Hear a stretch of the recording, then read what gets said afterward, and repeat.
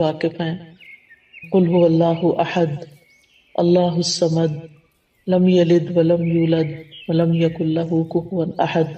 اور اس صورت کی فضیلت سے بھی واقف ہے، کوئی نئی بات نہیں ہے ہمارے لیے، ہم سب جانتے ہیں. تو اس کی اتنی بڑی فضیلت کس بنا پر ہے؟ اخلاص ہی کی بنا پر ہے نا.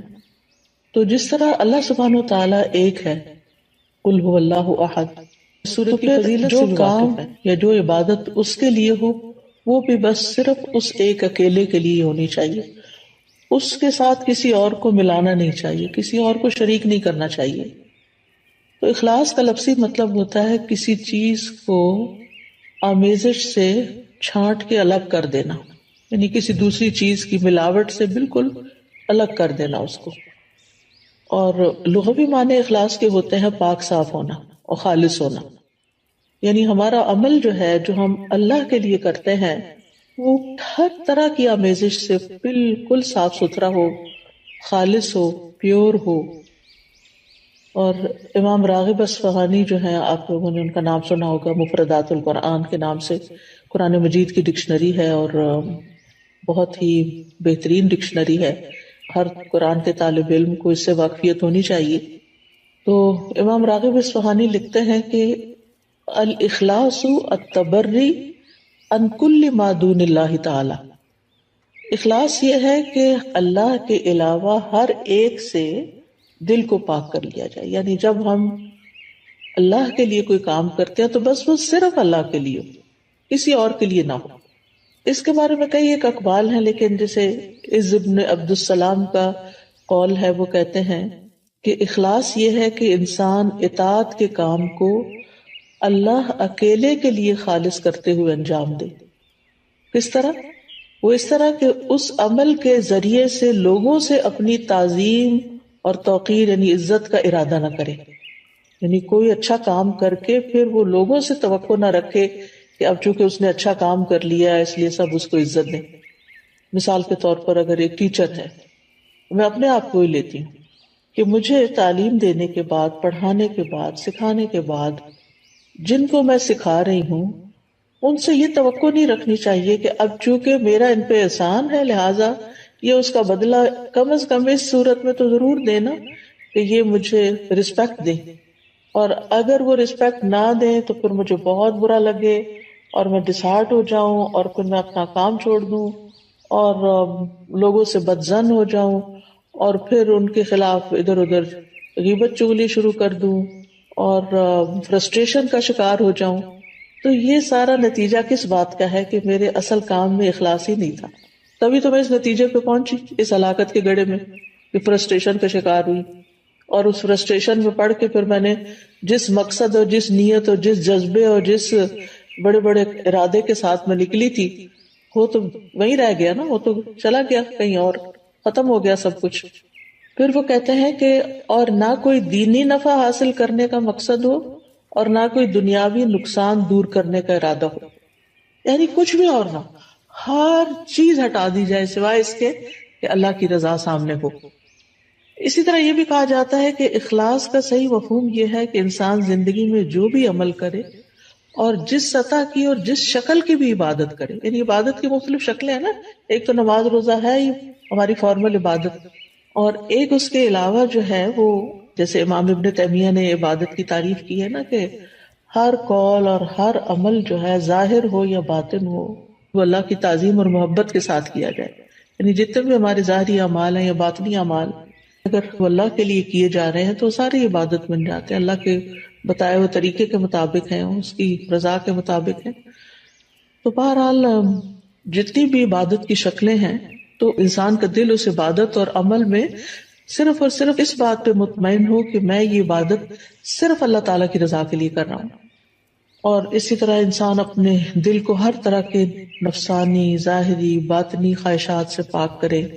اور اپنی ساری حرکات، سکنات اور ہمارے خیالات اور یہ جتنی بھی چیزیں ہیں ان سب میں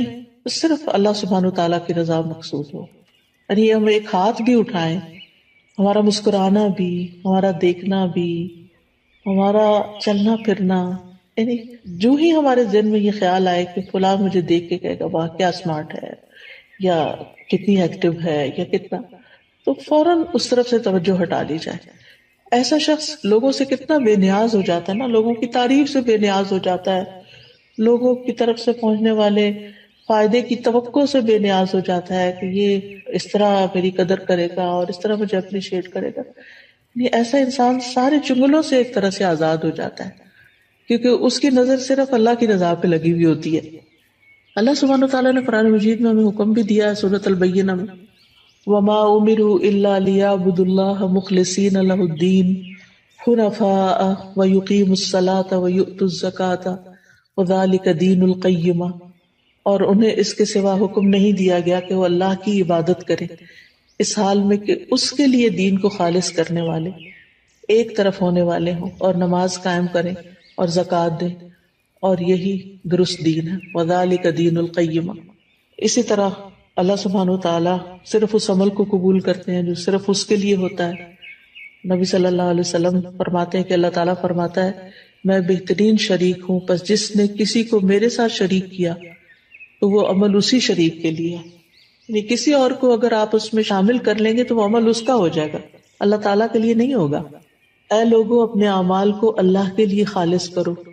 کیونکہ اللہ عز و جل اسی عمل کو قبول کرتا ہے جو خالص اسی کے لیے کیا جائے.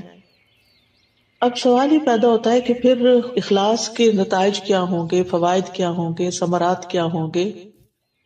پہلی بات تو یہ ہے کہ انسان کے اعمال قبول ہوں گے. ہم جو تھک رہے ہیں، محنت کر رہے ہیں، دن رات بھاگ دوڑ میں لگے ہوئے ہیں،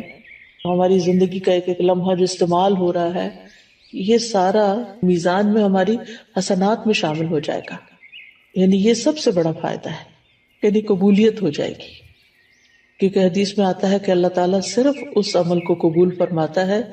جو خالص اس کے لیے کیا جائے اور صرف اس کی رضامندی مقصود ہو. یہ سنن النسائی کی روایت ہے ابو امامہ الباہلی رضی اللہ عنہ سے. دوسرا بڑا فائدہ یہ ہوتا ہے اخلاص کا کہ انسان کو اللہ تعالیٰ کی مدد حاصل ہوتی ہے، اللہ سبحانہ تعالیٰ کی مدد حاصل ہوتی ہے، اور انسان کو ایک مضبوطی حاصل ہوتی ہے، اپنے کام میں جماؤ حاصل ہوتا ہے، ثابت قدمی آتی ہے. یعنی انسان پھر اس کام کو چھوڑتا نہیں. جیسے شروع میں نے کہا نا کہ انسان فرسٹریشن کا شکار نہیں ہوتا کہ میرا نہیں خیال مجھے یہ کام کرنا چاہیے کیونکہ کوئی مجھے نتائج نظر نہیں آ رہے، اس کے کوئی فائدہ نظر نہیں آ رہا. یہ جملے کتنے عام ہیں ہمارے روزمرہ کی گفتگو میں،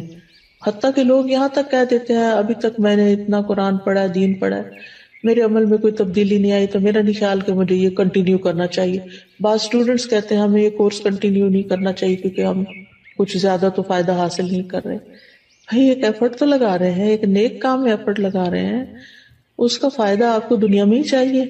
اور لوگوں کو دکھانے کے لیے چاہیے کہ آپ بہت اچھے ہو چکے ہیں. اللہ کے ہاں اگر وہ قبول ہو رہا ہے اور جمع ہو رہا ہے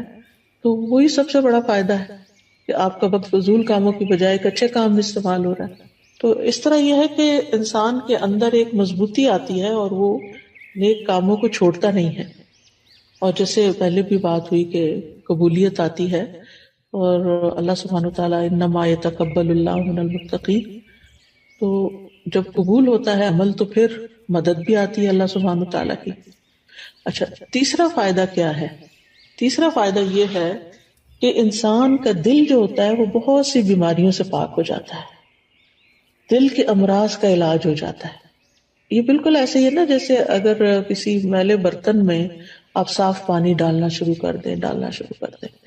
تو وہ ڈالتے ڈالتے جو اس کا میل کچیل ساری دھل دلا کے بالکل صاف پانی اس میں جا کے ٹھہر جائے گا.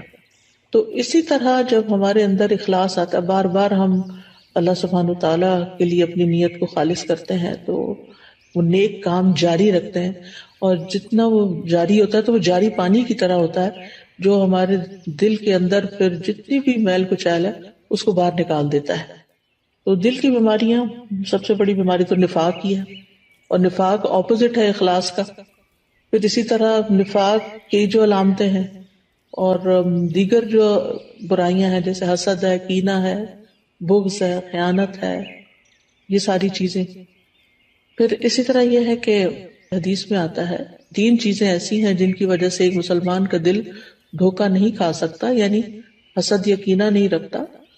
ایک ہے کہ اللہ کے لیے خالص عمل کرنا، دوسرا ہے مسلمانوں کے ائمہ کے ساتھ خیر خواہی کرنا، یعنی اپنے لیڈرز کے ساتھ خیر خواہی کرنا، اور تیسرا مسلمانوں کی جماعت سے جڑ کے رہنا۔ بے شک دعا مانگنا ان کی حفاظت کرتا ہے، یعنی مسلمانوں کی دعا جو ہوتی ہے وہ ایک دوسرے کے لیے فائدہ مند ہوتی ہے۔ وَلُزُومُ جَمَاعَتِهِمْ فَإِنَّ الدَّعْوَةَ تُحِيطُ مِن وَرَائِهِمْ۔ میں دیکھتی ہوں واٹس ایپ کے گروپ میں، جس گروپ میں میں ہوں، کہ کوئی ایک بیمار ہوتا ہے تو سارے کنسرنڈ ہو جاتے ہیں اور ہر ایک دعائیں کرنے لگتا ہے، اور حقیقت ہے کہ ایسے دل پکڑا جاتا ہے۔ جب میں واٹس ایپ کھولتی ہوں، میں سینئر سٹاف کا جو گروپ ہے اس کا وہ نمبر دیکھتی ہوں کہ کافی میسیجز ہیں، تو میں سوچتی ہوں اللہ خیر کرے، لگتا ہے یا کوئی بیمار ہے یا کوئی فوت ہو گیا ہے یا کوئی، تو یہ اسی صورت میں سب کی دعائیں ملتی ہیں نا جب جڑے ہوئے ہیں، اور اگر جڑے ہوئے ہی نہیں ہیں، آپ اکیلے ہی زندگی بسر کر رہے ہیں تو بس پھر اکیلے ہی ہیں بہرحال۔ پھر اسی طرح اخلاص کا چوتھا فائدہ یہ ہے کہ جو دنیاوی عمل بھی جو ہوتے ہیں نا، دنیاوی کام جیسے کھانا پینا ہے،